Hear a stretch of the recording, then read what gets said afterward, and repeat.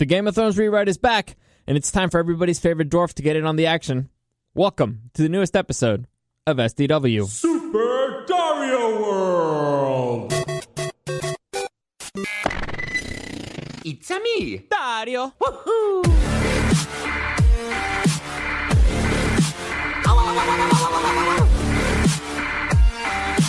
Let's go! Alright, so the Game of Thrones rewrite is back. It's back, but before I get into it, let me just give you a quick reminder that you can find the podcast in the iHeartRadio app or at rock1053.com. Just type in the show presents Super Dario World. You'll find it right there. Or you can still find it on SoundCloud, iTunes, and YouTube as Super Dario World Podcast. Also, I wanted to let you know that I teased this. I didn't really tease it. Well, I teased it.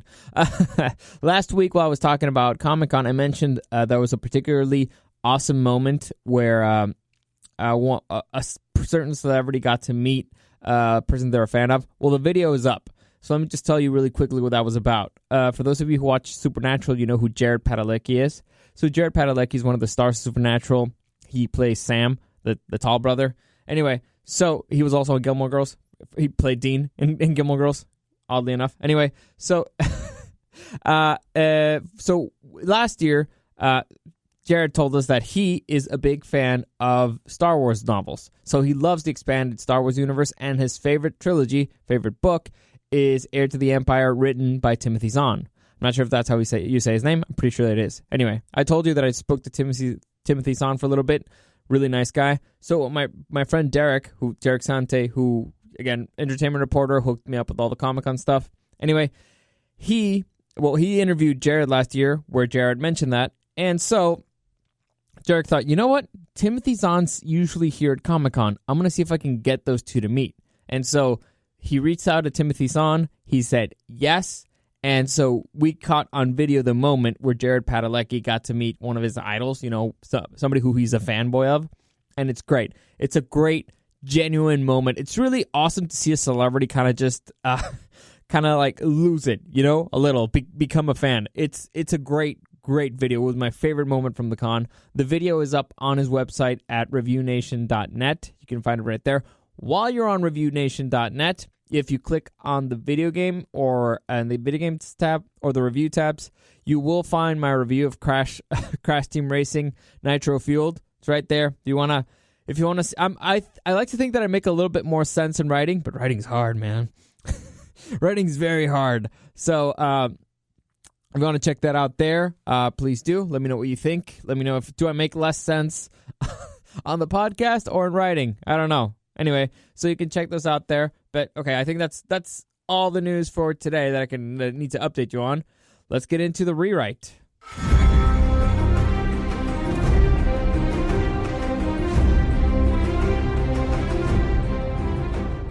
Okay, so I decided to do something kind of different. Or I'm going to do something a little bit different this time.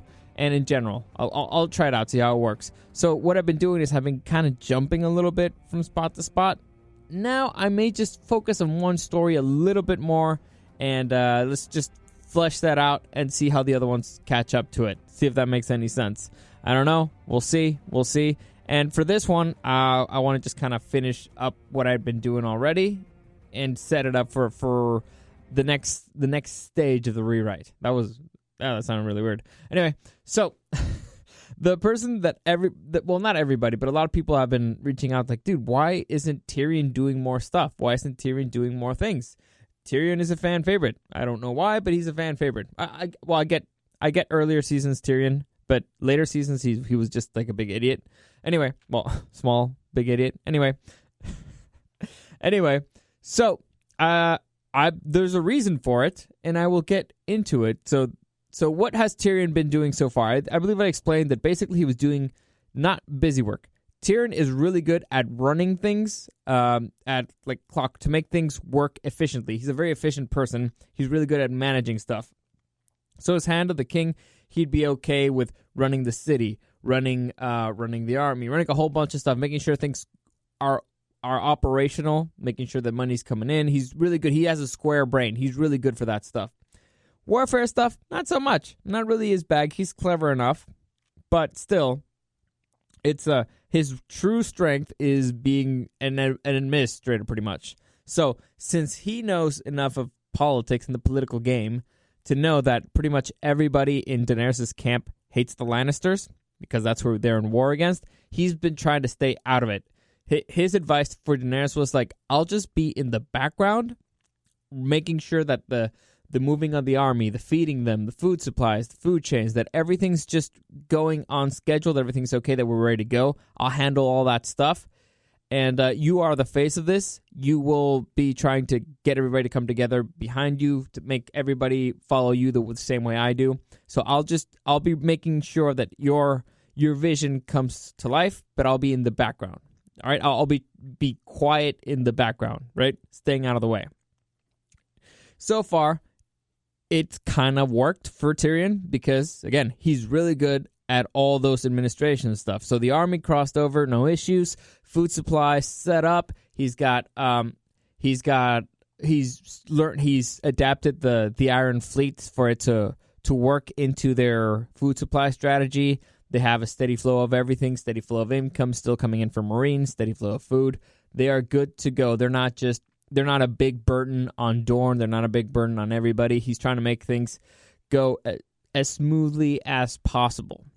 However, if you guys remember, I believe it was 2 episodes ago, our good buddy Varys had an encounter with Littlefinger in Storm's End, where he learned that Littlefinger has pretty much taken over half the kingdom under everybody's noses. No, but before anybody knew it, Littlefinger has strong influence pretty much on multiple kingdoms, including the Stormlands. He has controlled the Riverlands, the Vale, the North, and somewhat the Riverlands. Not so much. Did I already say the Riverlands?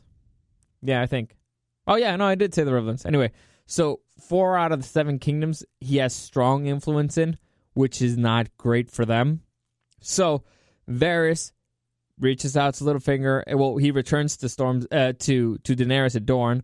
He reports on the failure of Storm's End, and he quietly has a word with Tyrion, basically saying, "Dude, you need to fucking step up, because right now we are kind of on the losing end of this. Our alliance is holding on by a thread. We need a victory. We need a victory here, or we need 2 things. We need a victory, and we need to weaken our enemy's position. Now, right now, there is peace between the North and the Lannisters. There's peace somehow. They still don't understand how, but there's a very tentative peace there, and there's an alliance going down between Littlefinger and the Lannisters. But the problem with Varys is that he doesn't understand Littlefinger, and he doesn't understand his plan, because those two have been at each other's necks, and they kind of know what they're doing, but they don't know what they're doing. That makes any sense? It's like, I know you're a snake because I know snakes because I'm a snake, but I have no idea what sneaky snakiness you're up to. Hopefully that made sense to you. Anyway, but Tyrion has proven particularly successful or particularly good at thwarting some of Littlefinger's plans. He's messed up quite a bit of things for Littlefinger. I won't get into those, but he's messed up quite a few, to the point where it looks like Littlefinger kind of wanted to kill Tyrion off multiple times. Anyway, that's not really relevant. So Varys is like, okay, he and Tyrion set each other. They start to go through all the information that they have and what could they do and what could possibly be causing the Lannisters and the Starks to be working together. Now, Varys, he's the Lord of the Spies. He's the Whisperer. He's the Spider. So he has heard the rumors of the White Walkers above the wall, but he still kind of doesn't believe it. Tyrion's logic there is, he knows Jon Snow, and he knows Jon Snow is not an idiot, or at least if he's an idiot, he's not a liar. He also believes that, for a really long time, everybody thought that dragons had died off the world, and voila, we have dragons right here. So it is possible for things that we thought were once dead to, return. So as he's planning out the strategy, he decides to send a little letter to a Miss Sansa Stark. Is it? Well, Lady Sansa, she was married. Anyway, to Sansa. In the letter, pretty much what he has to say is, glad to hear you were alive. I was concerned after you disappeared. There's no ill will between us after you left me there to die, pretty much. And so he didn't say it that way, but it's kind of like what he's trying to make her understand. No ill will. Happy to hear she's okay. However, this information that he must share with her about her ally. Now, Littlefinger told Varys, Littlefinger told her mother and her father, Ned Stark and Catelyn Stark, in the presence of Varys. Varys is the witness here, Lord Varys, that he gave Tyrion the knife that was sent to kill his brother Bran. So pretty much the confession. I'll walk you back. In season 1, when Littlefinger, you remember there's a scene where Catelyn Stark shows the knife that they used the Valyrian steel dagger that they used to kind of try to kill off Bran. She showed it to Littlefinger, and Littlefinger was like, "Oh yes, I know it. It is mine." So Littlefinger says that it was his, but that he lost it in a bet with Tyrion, and so that's the reason why Catelyn took Tyrion when they met up at the end of the crossroads, and that's why they took him to the Vale and all that stuff. So pretty much everything started due to Littlefinger's, well, not everything, but a lot of stuff happened due to Littlefinger telling Lady Catelyn, anyway, a lot of stuff happened due to Littlefinger saying that knife belonged to Tyrion, so that the Lannisters sent the cat's paw to kill Bran. So Tyrion at that moment would be letting Sansa know about that. If she chooses not to believe him, that's her decision, but he wanted her to have the information, and he has Lord Varys going to send a separate letter verifying the events. So they sent those 2 letters over to Sansa to kind of start trying to break the bonds there. He also sends a letter to Jon because, if you guys remember, they know each other relatively well. They traveled together to the Wall. He gave him a little bit of mentorship, at least, on the show. And so he reaches out to Jon pretty much asking, what the hell are all these rumors that I've been hearing about you? Please explain. I would like to hear your version of the events that happened. And why is it that you are at peace now with my sister? So he reaches out there and kind of to get as much information as possible, because what you need in this world is information, and information is power. So he now joins the Wall Council to try to set up kind of their next strategy, the next phase in their strategy. And as you guys remember, or if you don't remember, I'll just tell you right now, what everybody was considering doing is just going straight to King's Landing, certain ships via the sea, and then the Dothraki via land, and they would get there, right? Pretty much that's how it is.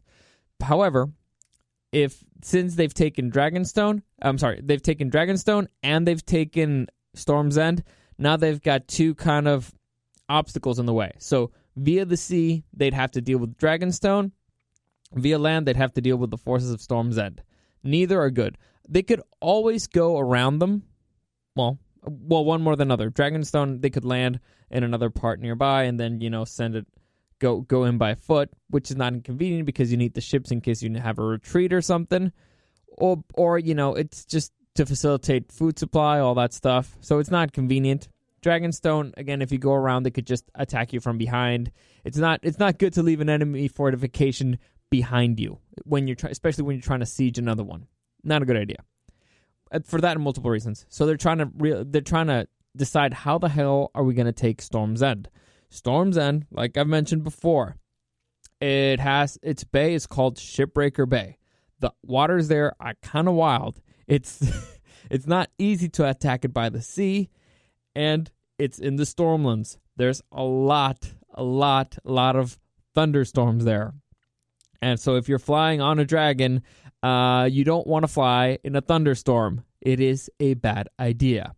So as they're trying to decide the best way to take it, because they could always just wait for a fair weather day. They could wait for a lot of things. But you can't always depend on the weather, especially because it's wintertime, right? You need to remember, this is winter, okay? Food runs lower than usual. Storms get a little bit more intense. It's darker. You have less time of day. You have less warmth. So they're trying to figure all that stuff out. However, Tyrion then decides that it's time for him to butt in. There's too much talking, and Daenerys needs to make a decision. And so his suggestion is that the advantage that they have for them right now is speed. They have the ships, the Greyjoy ships, and they have a dragon. So if they're able to go and retake Dragonstone, or at least blockade it enough for it not to be a problem, then with the cover of darkness, she could ride the dragon and just set fire to the city every night. Because at night, it's kind of hard to see dragons, especially a black one. So the risk of them getting injured or hit by a scorpion or a ballista or anything is greatly reduced. And every night of, setting fire to the castle will start affecting the morale. So it's basically they're bombarding the city every night, and the consequences for it would be minimal. They'll just be slowly trying to get Dragonstoned, and at the same time, the army will just walk up, will be marching towards Storm's End, blockading that. So they won't be able to get reinforcement from the south, and plus the Tyrell forces will cut off their food supply. So the city will be effectively blockaded from land and by sea, so they won't be getting any food, any money anywhere. And every single night, she can ride the dragon and start destroying their defenses. So little by little, the people would be like, oh shit, this kind of is not looking like a good situation. Cersei would have to realize that every night, every day that happens, every night, her position would get weaker and weaker and weaker, and she would have to eventually go to the bargaining table if she wants to stay alive. However, Tyrion does warn her that there is the possibility, if not probability, that she will have to set the castle ablaze. And because Cersei will refuse to give it up. Now, he doesn't think that all the people surrounding her will be loyal till death, especially of death by dragonfire, especially after seeing the consequences of dragonfire for an entire fortnight, or maybe longer. But he does know that Cersei is crazy enough to be like, well, fuck you. If I'm going down, you're going down with me. So she has to be willing to take on the consequences of burning down the Red Keep, the castle, melting down the Iron Throne in the process. So it would be a victory. She would win a kingdom, but she would lose the thing that she was fighting for, the Iron Throne. Then, he tells her that we can make another fucking Iron Throne. That's not really a problem, but she has to be willing to sacrifice at least that. So Daenerys kind of understands that, and that's when Tyrion drops the bomb. There's also rumored to be caches of wildfire hidden throughout the city, left there by your father, Aerys Targaryen. Not all of them were recovered, and some of them have been rumored to still be hidden throughout the city. Also, he knows his sister. She will spread them around the city because she will use wildfire to defend herself. So it is also possible, again, if not probable, that in doing so, she may burn the entire city down. So, as Daenerys is contemplating whether or not she's willing to sacrifice millions of people for her victory, a quick, decisive victory, that's when news came down from the Iron Islands. Yara Greyjoy has retaken Pike. And that's it for today. That's where we're going to leave it. That's where we're going to leave it for today. Tomorrow, I'm not sure what I'm going to do tomorrow. I said that I was going to do, this week I was going to do like a top, well, not top 10 because he only has 9 movies, but a rankings of the best Tarantino movies. I don't think I'm going to do that tomorrow. Oh, wait. Oh, dude, I haven't done this in forever. Super Dario news. I haven't caught up on squad, so tomorrow I will be doing a recap of all the big news that I missed in the last, 2 weeks? Maybe even more. And some of the point of the week I'll do the Tarantino thing. So as always, thank you for listening. If you want to contact me, you can always find me on Instagram at Dario the Show. You can always find me right there. Any comments, questions, or suggestions, easiest way for you to contact me. And that's it. That's it for today. As always, thank you for listening. Hope you liked that. And hope you found it interesting. And I'll see you again tomorrow.